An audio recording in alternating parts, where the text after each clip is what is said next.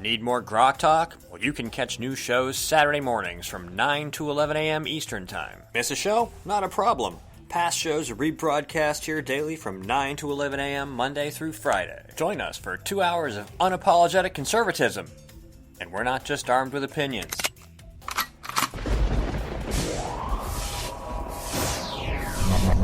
Rock Talk.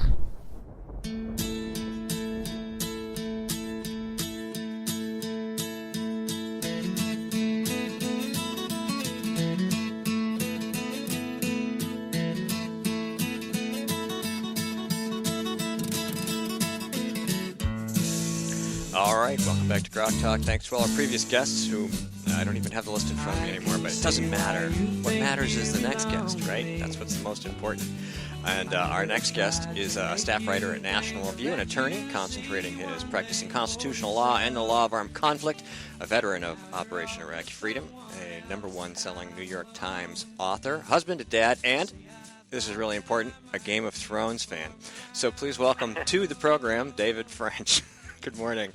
Good morning. Good to have you on. So, I know originally I think we were going to talk about some crazy stuff going on with a judge in Tennessee, Judge Kevin Sharp, and we can certainly start with that, but I think we'll probably branch out a little bit because a few things have happened since then. But let's begin there. I was reading an article that you wrote about this, and you called Tennessee the South's abortion supermarket. Can you explain that? Yeah, it was a very bizarre situation occurred here in Tennessee, which is one of the most pro-life states in the nation if you survey the population. But the Tennessee Supreme Court years ago ordered that the Tennessee Constitution be interpreted in a way that protects the right to abortion to a greater extent than Roe v. Wade.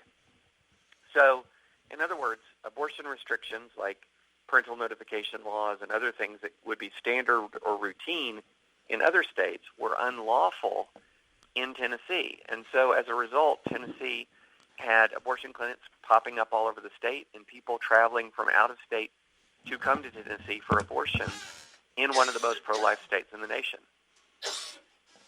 You okay, Skip? Okay. All right, so how did the people respond? Well, they passed a constitutional amendment called Amendment 1, which basically said that there is no part of the Tennessee Constitution protects the right to an abortion. And so that struck down, essentially overruled the Tennessee Supreme Court and allowed the Tennessee legislature to have the same freedom that state legislatures do around the country. And so the pro-abortion folks did what pro-abortion folks do. They didn't take democracy for an answer, and so they filed a lawsuit to try to toss out the results of the election. And sure enough, an Obama appointee judge just ordered several days ago that there be a recount of the election, that the results were tossed out, there would be a recount, and you should not count the votes of those who did not vote in the gubernatorial election, but did vote for the amendment. So, and he did it in the name of voting rights. So he's disenfranchising thousands of voters in the name of voting rights. And then he then indicated that even if in this new recount, even if the amendment would pass with this new recount, he still might invalidate the results of the election. It was really a remarkable decision. I was reading the article, and I was trying to come to terms with your explanation of how they would justify the difference in people voting either for the amendment or the governor or both. And I honestly am not entirely sure. This judge is nuts. I'm like, so what? How does this even become, I don't know. I don't even know how to explain the question. It's crazy. Yeah. And can they impeach, or is he a federal judge? He's a federal judge, which is a thing that makes it even a little more crazy because he was ruling on a question of Tennessee state constitutional law. And typically, and I've actually been involved in cases like this in Tennessee, typically when there is a question about Tennessee constitutional law, a federal judge will certify that question to the Tennessee Supreme Court and allow the Tennessee Supreme Court to answer that question. But in this case, the judge just went ahead and interpreted the Tennessee Constitution, which is, he technically has that ability to do so. However, in the context of that case, it's extremely bad practice, and the interpretation that he chose was extremely bizarre. Is there anything the Tennessee Supreme Court can do? I don't, Well, there is a parallel court proceeding going on in Tennessee state courts, and if the Tennessee Supreme Court authoritatively interprets that provision, it will eventually trump. But for right now, there's been a recount ordered, and right now, the state is appealing that to the federal courts of appeals. Is there any kind of active media campaign, other than your article, of course, to expose this judge and his position? I mean, if they're going to even invalidate the vote if it still wins. I mean, it's been covered by the media, but the pro-Amendment 1 folks have to be very careful here because, you don't want to be running an active media campaign against a federal judge while you're litigating in his court. I suppose so. Yeah, that's true. Yeah. Skip. Yeah, actually, I've been reading you for years, and I appreciate you coming on. I do want to say, as a double Blue Star dad, thank you for your service. Well, my privilege. Well, thank you. I appreciated what you've done. I appreciate your writing, especially now that you're at the corner.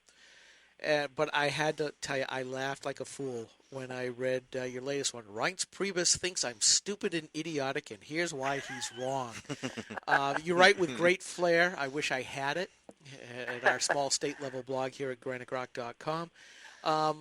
But talk about that as well as where you think we're going to head, because there certainly seems to be a crack-up on the right, especially among conservatives, which I think is a little overblown, because I think conservatism is still going to be conservatism even as some of these blowhards in the Republican Party, not just Trump, keep trying to do what progressives do, which is redefine the word conservative to suit their own purposes. Right. Yeah, my point was basically, and this was a point that I was making, is that for 10 years or more, we've had an awful lot of people who who have been online or on talk radio setting themselves up as the arbiters of true conservatism. In other words, they've been the one labeling people as rhinos. They've been the one saying... That would be us. But many of these people who, and there's nothing wrong with saying critiquing someone if they are not conservative. But if you then turn around and boost Donald Trump, there's something wrong there, because he's the most left-wing nominee the Republican Party's had I would say, since Nixon. And so to then have some of these people who are the arbiters of true conservatism turning around and saying, well, Trump's the guy, was a little confusing to me. And so I tried to, in an article, say, look, wait a minute, this is a guy who combines old-school Democratic ideology. He's a weird sort of hyper-violent national isolationist. He's a fringe conspiracy theorist, and he's a serial liar. That's not a true conservative. And Reince Priebus called my argument stupid and idiotic. So I had to respond to that. And I basically said, hey, Reince, which statement did I make that was actually wrong? There you go. And there was not one. I mean, of course he has old school Democratic ideology. He's a big government protectionist. He spouts Democratic talking points. And as far as this hyper-violent isolationist, he's a guy who wants to simultaneously withdraw from American commitments abroad at the same time that he wants to order American forces to commit war crimes and kill terrorist families. I mean, this is, I called him a dorm room libertarian high on napalm. It's crazy. And then, go ahead. I'm sorry. Yeah, I was just going to say, and then the fringe conspiracy theory, I mean, that can't even be a question. He just spent the last several days promoting the idea that Ted Cruz's father had something to do with the John F. Kennedy assassination. Yeah, it's been amazing. I look at some of what he's done as far as breaking up the political correctness logjam that is literally killing this country. And there's been a lot of things that he's talked about in ways that most politicians won't, and for that I will congratulate him. We endorsed Ted Cruz. I voted for Ted Cruz, so you know where we sit. But I guess my question is, what is the ramification to the GOP party? You know, I look at the Tea Party movement over the last 7 years. It was starting to take over. And now the establishment is acting in ways that they accuse the Tea Party of wanting to go as far as starting up a third party. And I just look at this and go, I am justified. Well, it's actually. Sorry. Go ahead. Sorry. Well, I'm just thinking that, here's my issue. So there's a difference between, say, there being a legitimate ideological argument where people say, okay, well, I'm going to agree or disagree with you on this point of conservative doctrine or on this point of foreign policy, which, that happens in parties. You always end up, there's never the perfect candidate. And then there's an idea of nominating someone who's actually unfit for the office and is unstable and is a dishonorable person. And that's at the core of it. Look, I could be fine with a Donald Trump who was an actual Jacksonian populist. Look, I'm not a populist. I disagree with populism, but a populist would be preferable to Hillary Clinton. But he's not really even a populist. He's like a Trumpian Trumpulist. He's a guy who is completely, totally out for himself and has no ethics, has no honor, has no character that I can discern. And so we're really facing an unprecedented issue in this party where you've got a lot of good people who are coming down on different sides of this because it's a really an unprecedented challenge. On the one hand, you've got the specter of Hillary Clinton. And then on the other hand, you think, okay, what will it do long term to the party to have some folks who are known to be strong conservatives, who are known to be people of strong character, arguing for that guy? And is that going to do incredible long-term damage? So we have a situation right now where the standard bearer, who's been chosen by a plurality of voters, not a majority of Republican voters, is a reprehensible human being. And so then you've got just a really a terrible choice to make, and either choice risks long-term damage to the party.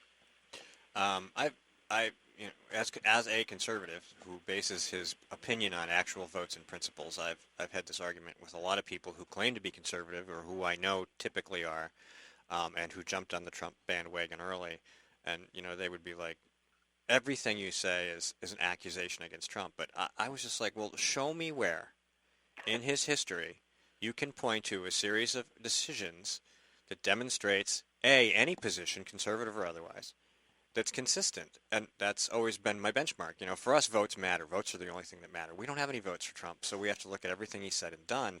And I can't tell you if he's going to do the same thing tomorrow as he did last week or next month.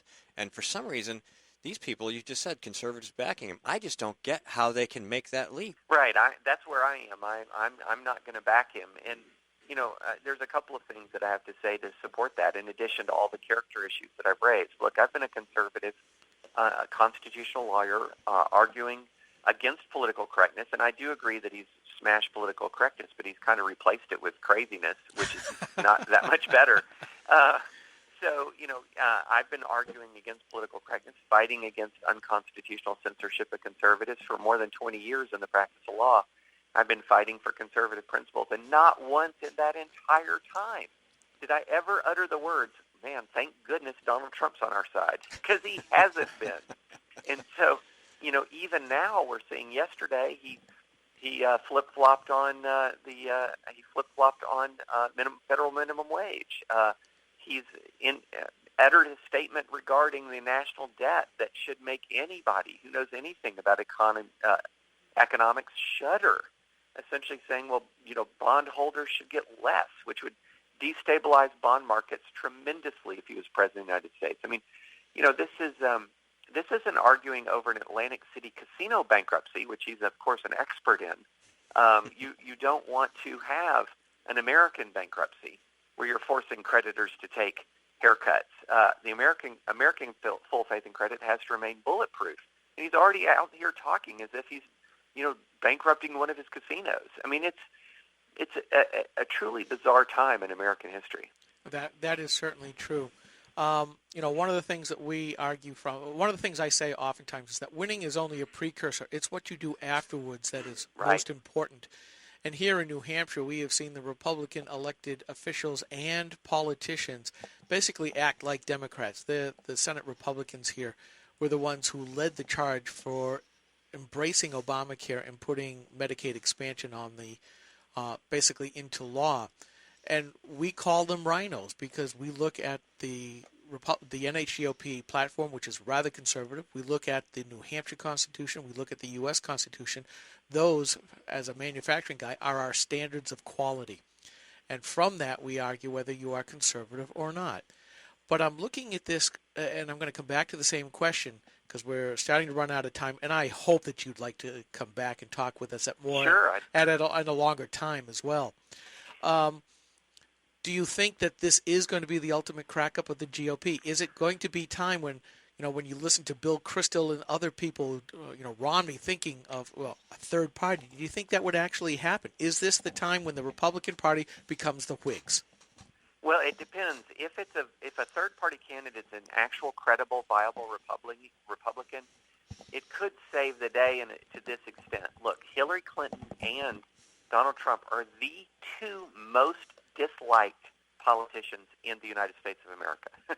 Their disapproval rating is stratospheric. I still can't believe we're at the point where when we're taking on Hillary Clinton, who until about 6 months ago was actually the most disliked politician in America, we nominated the one person who is now more disliked than her to take her on.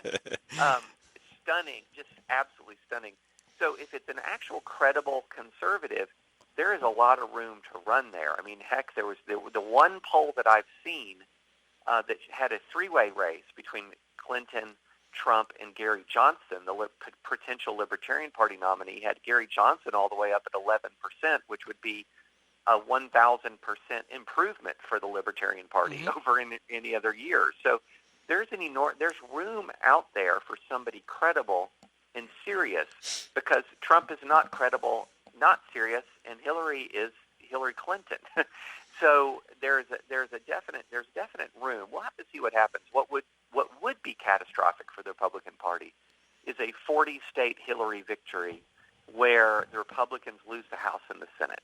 At that point, the combination of the loss of conservative influence in America and the bitter recriminations over that kind of catastrophe would combine to, I think, really imperil the GOP. If the GOP can hang on to its House majority, if it can maintain a coherent critique of a Hillary Clinton and stop her worst impulses with a House majority, you've got a fighting chance to rebuild. If it's a 35-40 state sweep, you very well could have a situation where it just cracks up. All right, we got about a minute. I wanted to ask real quick before you go, who is, if you have, a favorite Game of Thrones character, living, dead, undead, resurrected, or otherwise? Oh, man. If Daenerys Targaryen could run for president now, I would line up and vote. Excellent. Yeah, I'm waiting for her to come to Westeros and set things right. It sure looks like that's the way things are going. I know that he said that he was going to that Martin said he was going to begin to bring everybody back, but of course, he's going to write another 2 or 3 books, and we've only got another season or 2 or 3 of the TV show probably to close things up. So I'm sure HBO will be done with it before he's even put out something else for us to read. It just seems like. Right, exactly. Exactly. All right. Well, everybody should read David French, and he does great stuff on Game of Thrones. If you haven't watched the show or read the books, you should. They diverge in a number of ways that you'll find aggravating, but that's okay. So thank you so much for taking some time to talk to us today. Thanks so much for having me. I appreciate it. All right. We're just about done here. Everybody, thanks for tuning in, and we will be back next week with more people, more conversation, more information, more news, more talk, more rock talk. The opinions expressed on this program are those of the speakers and not necessarily those of CNHT, GraniteRock.com, this station, or anyone else for that matter. Rock Talk.